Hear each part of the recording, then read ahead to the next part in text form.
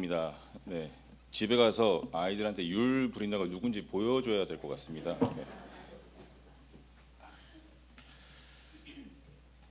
네, 반갑습니다, 여러분. 제가 그 작년 11월에 G 유나이트 예배에서 그 토요일 때 설교를 한 적이 있었습니다. 그 후로 주중에 그 설교를 이렇게 새벽기도 때 하긴 했는데 다시 8개월 만에 이 G 유나이트 새벽 예배 때 이렇게 다시 나와서 말씀을 할 수 있게 돼서 참 감사하고 정말 영광입니다. 그 8개월 전 제 설교를 아마 기억을 못 하실 겁니다. 하실 수가 없겠죠. 하실 수가 없는데 그때 제가 저 정리해고됐습니다라고 이야기하셨던 거는 그 부분은 아마 기억을 하실 것 같습니다.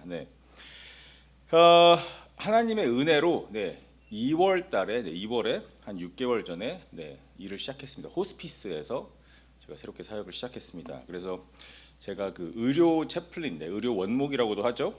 기관 사역을 하고 있는데 그 병원 사역은 제가 오래 했었는데 10년 넘게 했었는데 호스피스 사역은 처음이라서 또 다르더라고요. 그 환자들 만나서 이렇게 대화하고 상담해주고 카운셀링 해주는 건 똑같은데 그 차팅하는 게 많이 다릅니다. 기록을 남겨서 보험회사에서 이렇게 돈을 받아야 하는 그런 과정이 달라서 좀 더 까다롭고 이렇게 온라인 시스템을 이용해서 환자 기록을 남기는 차팅을 해야 되는데 그거 배우는 것만 한 2개월은 걸렸던 것 같습니다. 저에게 이제 제가 새로 들어갔으니까 일을 가르쳐 주시는 분이 있는데 그 열심히 가르쳐 주시는 분입니다. 그런데 그 저보다 나이도 좀 어리시고요. 저도 어린 편인데 저보다 더 어리시고 그 사회 경험도 그리 길지 않습니다. 그분이 호스피스 일 자체는 더 경험을 하셨는데 저보다는 이렇게 좀 약간 후배뻘이세요. 그래서 일을 배우는데 아무도 나이도 어리고 솔직히 제가 봤을 때 저보다도 잘난 것도 없는 것 같습니다. 잘난 게 있다면 그분은 머리가 좀 더 풍성합니다. 저는 머리가 왜 웃니 너는? 제 아들이 가장 크게 웃습니다. 저는 좀 더 머리가 덜 풍성합니다. 그분이 옆에서 일 가르쳐 준다고 막 이거저거 가르쳐 주는데 여러분 제 얼굴을 보시면 아시겠지만 제가 참 인자하고 온화한 그런 사람인데 저도 인간인지라 저보다 좀 사회 경험도 적고 나이도 어린 분에게 일을 배워야 하니까 약간 좀 이렇게 자존심이 상하기도 합니다. 그래서 여러분 나이 먹고 이직하는 거 웬만하면은 하지 마시기 바랍니다. 그냥 계신 곳에서 쭉 일하시는 게 좋은 것 같습니다. 일을 배우는데 가끔은 너무 아는 척하는 거 아니야? 라는 생각이 들 때도 있고요. 그러다가 또 아니야. 내가 배워야 하는 입장이니까 겸손한 마음으로 잘 배우자 하는 마음으로 배우고 있는데 그렇다고 그분이 알려주는 게 또 막 다 맞는 것도 아닙니다. 틀린 것도 있고 정확하지 않은 부분도 있고 그러면은 회사의 다른 분들에게 찾아가서 이거저거 다시 물어보고 그렇게 2개월 정도 이렇게 일을 배우고 이제는 원만하게 일을 다 잘 하고 있습니다. 그 같이 일하는 분이 이것저것 알려주고 조언을 해주고 정보를 주고 하면서 어떤 것은 맞고 어떤 것은 틀리고 자존심이 좀 상할 때도 있고 이거 내가 잘하는 건가라는 생각이 들 때도 있지만 한 발자국 뒤로 물러서서 그렇지, 이 호스피스 사역은 삶의 마지막 순간을 맞이하는 분들에게 예수님의 사랑을 전하는 사역이지 하는 마음으로 내가 지금 이 일을 왜 하는지 다시 한번 생각해 보면 조금 자존심 상하고 조금 틀리고 옆에서 누가 뭐라 하든 간에 다시 마음을 잡게 되는 것 같습니다. 누가 옆에서 뭐라고 하든지 뭐라고 참견을 하든지 조언을 하든지 하나님이 저에게 맡겨주신 사역에 최선을 다하는 게 정답이 아닐까 생각을 합니다.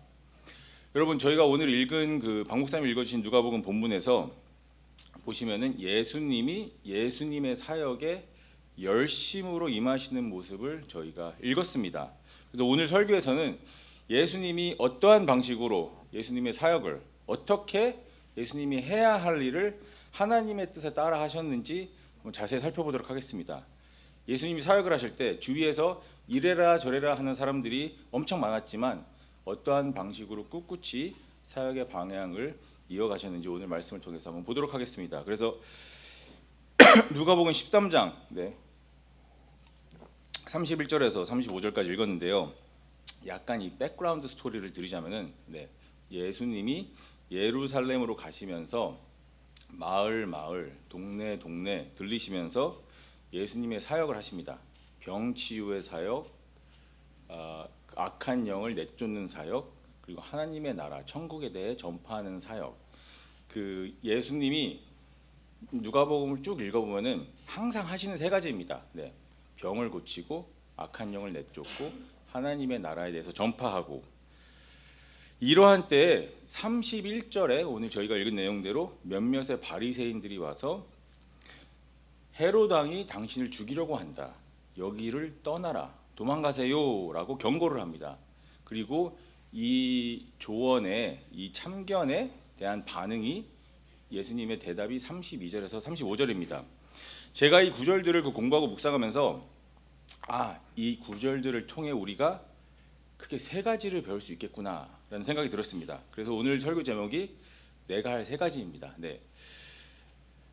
제가 보통 설교를 할 때 한 포인트만 가지고 이렇게 약간 여러 가지 예를 들면서 하는 설교를 추구하는 스타일인데, 왠지 이렇게 세 포인트, 첫째, 둘째, 셋째 하면은 이렇게 학교에서 수업을 듣는 것 같아서 딱히 내켜하진 않습니다. 왜냐하면 학교에서 수업 들으면 어떻게 됩니까? 이렇게 고개가 앞으로 젖히거나 고개가 뒤로 젖히게 되기 때문에 별로 저는 선호하지 않는데, 오늘 같은 경우는 말씀 준비 중에 이 세 가지 포인트가 이렇게 확 튀어나왔습니다. 그래서 이것 또한 성령님의 역사하심이라 믿고, 그 세 가지 포인트, 영어로 3-point sermon이라고 하죠. 세 가지 포인트의 메시지를 전하겠습니다.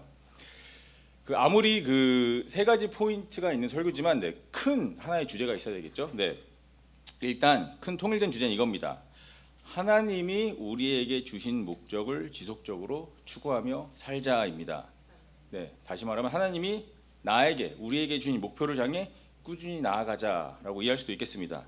자, 그렇다면 이 주제 안에서 첫 번째 포인트가 이겁니다. 첫 번째 포인트, 당연히 해야 할 일을 하라, 또는 당연히 해야 할 사역을 하라. 영어로는 do what you are supposed to do.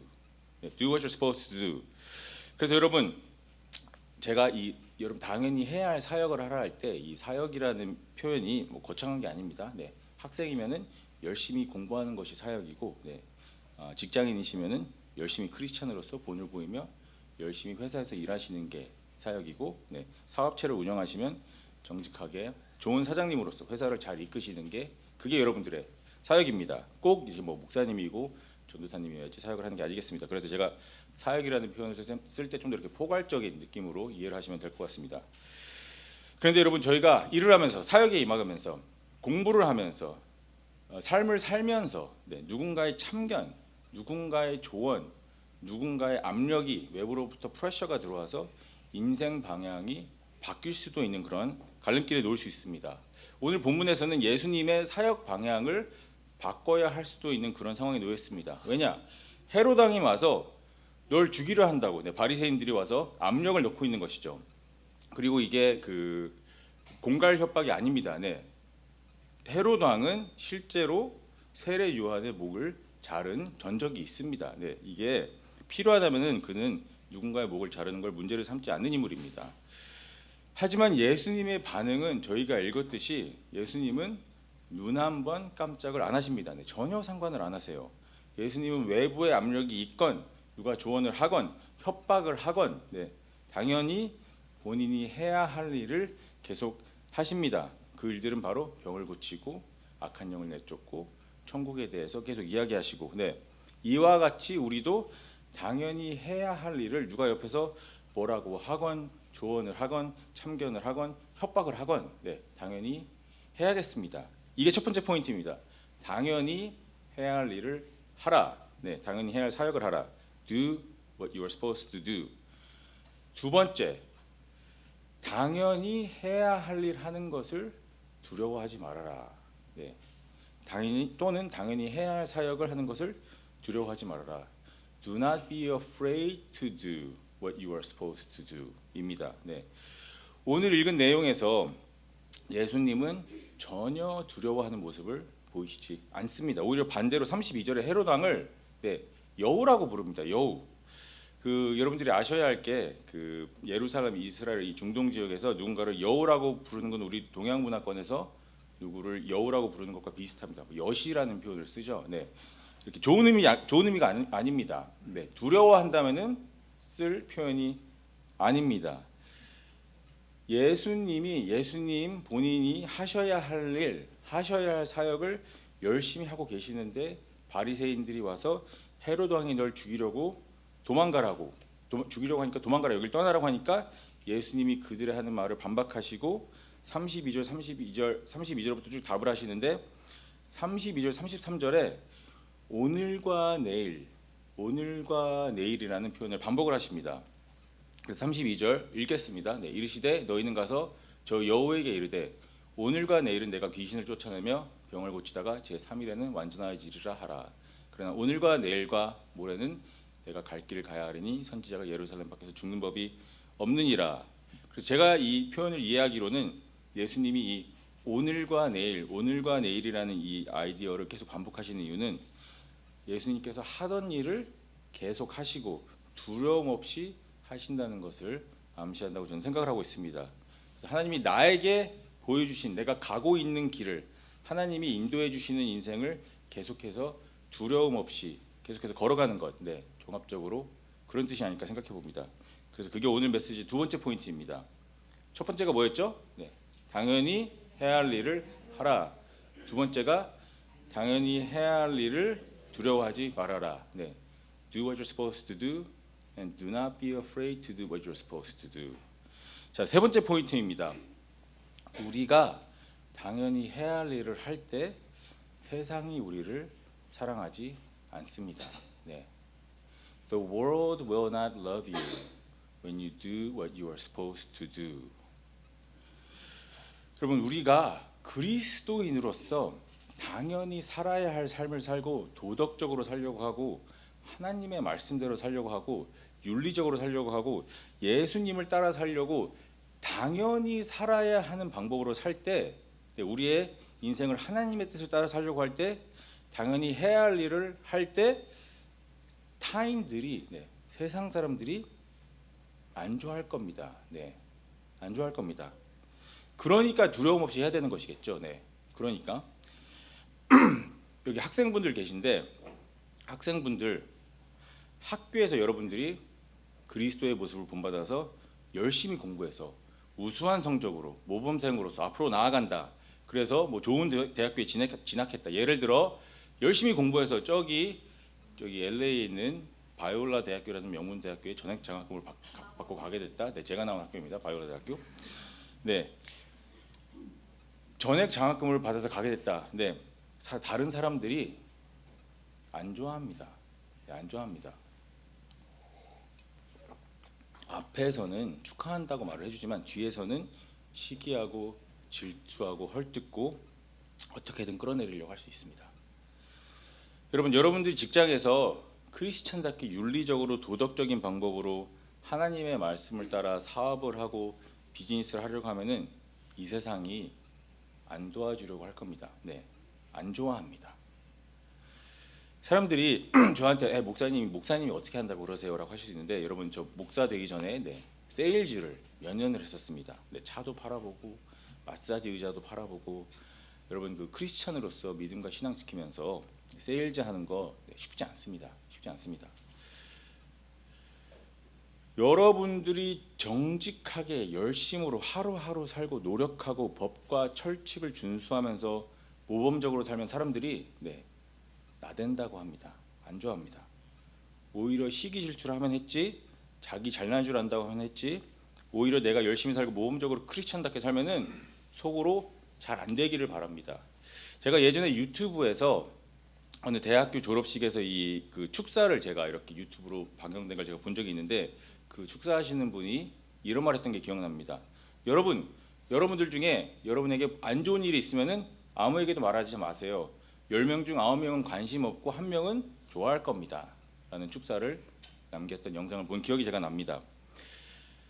여러분, 우리 사회가 그렇습니다. 사회가 그 예전에 몇 년 전에 한국에서 버스 기사들이 그 버스 회사에 이제 파업을 한 적이 있는데 파업하면서 이제 기사들이 이렇게 요구하는 게 있지 않습니까? 회사에 뭐 인상 뭐 베네핏을 더 늘려달라, 뭐 월급을 더 올려달라 요구하는데 그들이 요구하면서 무엇을 내건지 아십니까 혹시? 버스 기사들이 파업을 하면서 요구하면서 무엇을 내걸었냐면은 이것을 안 들어주면 우리는 이제부터 교통법대로 운전하겠다입니다. 네, 교통법대로 운전하겠다. 네, 교통법대로 운전하는 게 당연한 겁니다. 그렇죠? 근데 문제가 이겁니다. 법대로 운전하면 버스 운행이 늘어지니까 회사에서 이윤이 더 줄어들기 때문에 안 좋아합니다. 네, 안 좋아하고 시민들도 버스 기사들이 법대로 운전하면은 서비스가 늘어지니까 안 좋아합니다. 네, 아무도 안 좋아합니다. 교통법을 지키는데. 네, 교통법대로 운전하면 아무도 안 좋아하는 게 현실입니다. 현실. 네, 당연히 해야 할 일을 하는데 세상이 안 좋아합니다. 예수님은 예루살렘이 본인을 달가워하지 않으시는 걸 아셨습니다. 예수님은 유대인들이 본인을 죽이려 한다는 걸 아셨습니다. 오늘 본문 34절, 35절에 나옵니다. 예수님은 예루살렘이 하나님이 보내신 메시아, 구원자, 하나님의 아들을 받아들이지 못할 것을 아셨습니다. 아시면서도 예수님은 하나님의 뜻을 추구하면서 예수님이 해야 할 일, 본인이 하셔야 할 사역을 두려움 없이 미움받을 걸 아시면서도 계속 앞으로 나가셨다고 저는 생각을 합니다. 그래서 그 결과로 인해 십자가를 가시고 십자가에서 죽은 후에 3일 후에 부활하셔서 지금 우리가 그 예수님을 믿음으로써 하나님과의 관계가 회복되지 않았습니까?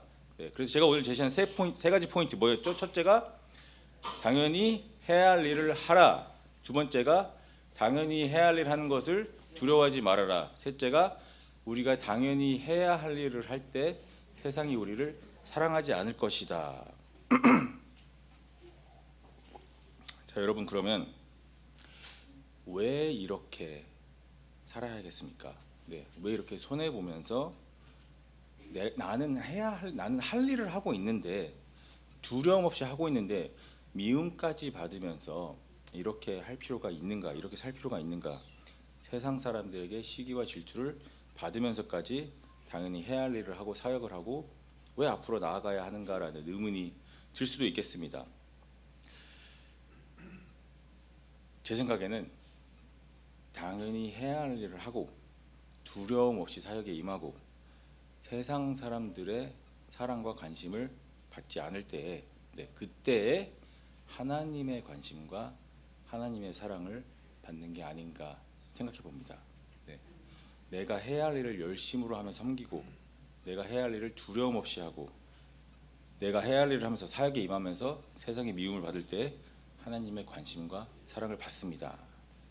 제가 여기까지 내용을 정리하고 설교를 마무리하면서 그러면은 하나님의 관심과 사랑을 받지 못하는 사람들은 이거에 반대로 사나 보다라고 하다가 문득 생각이 들어서 그러면 이 세 가지 포인트를 반대로 써보자 해서 제가 반대로 써봤습니다. 이 세 가지 포인트를 반대로 써보면 어떻게 될까요? 당연히 해야 할 일을 하지 말아라. 당연히 해야 할 일을 하지 말고 기분 좋은 일 아니면 두렵지 않은 일만 해라. 그리고 셋째가 내가 당연히 해야 할 일을 하지 않을 때 세상 사람들이 나를 사랑해 줄 것이다라는 그 반대의 그 문장이 완성이 됐습니다. 이렇게 딱 쓰고 나니까 뭔가 떠오른 게 있었습니다. 제가 몇 년 전에 병원에서 그 일을 하면서 그 돌아가신 환자분의 어머니와 한 대화가 생각이 났습니다. 제가 지금은 호스피스에서 사역을 하는데 예전에 병원에서 일을 할 때 종합병원에서 일을 했었는데요. 여러분 병원이란 곳이 우리가 아파서 병을 고치기 위해서 수술을 받기 위해서 살기 위해서 가는 곳이 병원인데 그것 외에도 병원에서는 매일 일어나는 일이 있습니다. 매일 병원에서는 누군가 죽습니다. 외부적으로는 병을 고치고 치료를 하는 곳이 병원인데 매일 누군가 죽습니다. 제가 10년 넘게 병원에서 일을 하면서 단 하루도 누가 죽지 않는 날이 없었습니다. 네. 외적으로 드러나지 않을 뿐이지. 한 5년 전인가요? 6년 전인가요? 제가 그 응급실에서 이렇게 그 라운딩을 할 때 22살의 청년이 심정지로 응급실에 이렇게 실려온 적이 있었습니다. 그 이유가 마약 과다 복용, 마약을 과하게 해서 심정지가 와서 그 구조팀과 의료원들이 거의 1시간 동안 살리려고 이렇게 뭐 심폐소생술도 하고 하면서 이제 젊으니까 몸은 젊으니까 심장은 다시 뛸 수 있었는데 그 뇌에 산소가 충분히 공급이 되지 않아서 결국에는 이제 나중에 뇌사로 이렇게 병원에서 몇 주 있다가 사망을 했던 케이스가 있었습니다. 그 환자분이 돌아가신 후에 그 환자의 어머니와 그 이렇게 같이 방에서 대화를 나누는데 이런 말을 설명을 해주더라고요. 자기 아들이 그 응급실에 온 당일날 아침에 들어오면서 새벽까지 파티에 있다가 새벽 5시에 집에 들어왔더랍니다. 새벽 5시에 집에 들어오면서 이런 말을 했답니다. 엄마, 나 헤로인을 너무 많이 한 것 같아. 뭔가 느낌이 이상해. 헤로인 아시죠? 마약의 종류입니다. 그 청년이 자기 어머니에게 자기가 마약을 너무 많이 한 것 같다고, 느낌이 이상하다고 말을 하더랍니다. 저는 일단 들으면서 평소에 얼마나 자주 마약을 하고 살았으면 이렇게 당당하게 자기 어머니에게 자기가 마약을 많이 한 것 같다라고 말을 할 수 있는지, 일단 그거 자체도 좀 약간 어안이 벙벙했는데, 아무튼 그 22살짜리 그 청년이 그 말을 하고 자기 방에 가서 자기 책상 앞에 의자에 앉아서 팔을 이렇게 포개고 고개를 이렇게 기댄 채로 그대로 죽었습니다. 얼마 후 그 어머니는 느낌이 너무 이상해서 아들 방에 가봤는데 책걸상에 앉아서 이렇게 숨을 안 쉬고 있는 모습을 발견해서 급히 911에 전화해서 뭐 의료진이 오고 뭐 심폐소생술을 하고 있는데 벌써 늦었던 거죠.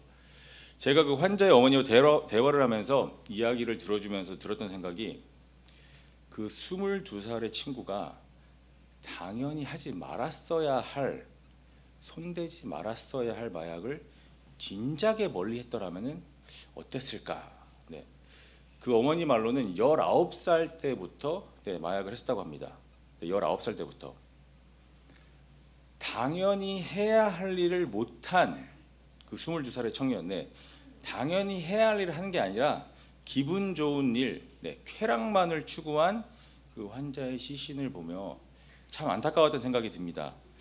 그러면서 든 생각이, 만약에 그 사람이 마약에 손을 대는 게 아니라 본인이 당연히 해야 할 일, 당연히 그 하나님께서 보여주시는 본인이 살았어야 할 삶을 살았다면 어땠을까? 19살에 마약에 손대는 게 아니라 학업을 추구하고 직장을 찾고 커리어를 가지고 가족을 꾸리고 좋은 교회에 소속이 되어서 신앙생활하고 그런 생활을 했더라면은 어땠을까? 그런 삶을 어떻게 보면은 당연히 살았어야 할 삶을 살았더라면, 당연히 했어야 할 일들을 했더라면은 어땠을까라는 질문을, 그런 의문을 억누를 수가 없었습니다. 그런데 아이러니한 건 그 환자가 중환자실에서 이제 그 산소호흡기를 떼고 그 약을 이렇게 통증장소를 투여하면서 이제 숨이 멎기를 기다리는 그런 임종을 기다리는 시간이 있습니다. 그때 임종을 맞이하는 순간 정말로 많은 사람들이 그를 찾아왔습니다. 정말로 많은 사람들이 방문해서 슬퍼했었습니다. 그 방이 꽉 찰 정도로. 이 설교 준비하면서 드는 생각이, 해야 할 일을 하지 않고 당연한 삶을 살지 않았는데 이 세상 사람들은 그 청년에게 너무나도 많은 사랑을 보여주고 있다는 겁니다. 아까 제가 반대로 쓴 거, 그게 그대로 이루어져 있더라고요. 하지만 여러분, 인생의 끝이 너무 비참한데 하나님이 전혀 원하시는 그러한 삶이 아니고 죽음이었는데 세상 사람들에게 그런 마지막 순간에 뜨거운 사랑을 받는 것이 무슨 소용인가라는 생각이 들 수밖에 없었습니다. 그래서 개인적으로 너무나도 슬프고 너무나도 안타까운 죽음이었습니다. 그래서 여러분, 오늘 설교를 마치면서 여러분들에게 이러한 질문들을 던지고 싶습니다. 여러분들은 예수님처럼 외부의 압력, 외부의 핍박, 유혹에도 상관없이 여러분들이 가야 할 길, 해야 할 일, 해야 할 사역을 하실 수 있겠습니까? 여러분, 두려움 없이 앞으로 나가실 수 있겠습니까? 지금 여러분이 가야 하는 길, 하나님이 인도하시는 길을 가며 이 세상 사람들의 관심과 사랑을 받지 않을 자신이 있으십니까? 네, 여러분들은 세상 사람들의 사랑과 관심보다 하나님의 사랑과 관심을 더 받고 싶어 하시나요? 여러분 힘드실 때마다 오늘의 이 세 가지 기억하시면 좋겠습니다. 여러분 해야 할 일을 하시기 바랍니다. 네. 그리고 해야 할 일을 두려움 없이 하시기 바랍니다. 그리고 내가 해야 할 일을 해서 세상이 나를 배척하고 시기 질투하고 미워할 때, 세상이 나를 사랑해 주지 아니할 때 하늘에 계신 아버지께서 나를 사랑해 주시고 귀하게 여겨 주시고 관심 있게 지켜봐 주실 것을 믿으시길 주님의 이름으로 축원합니다.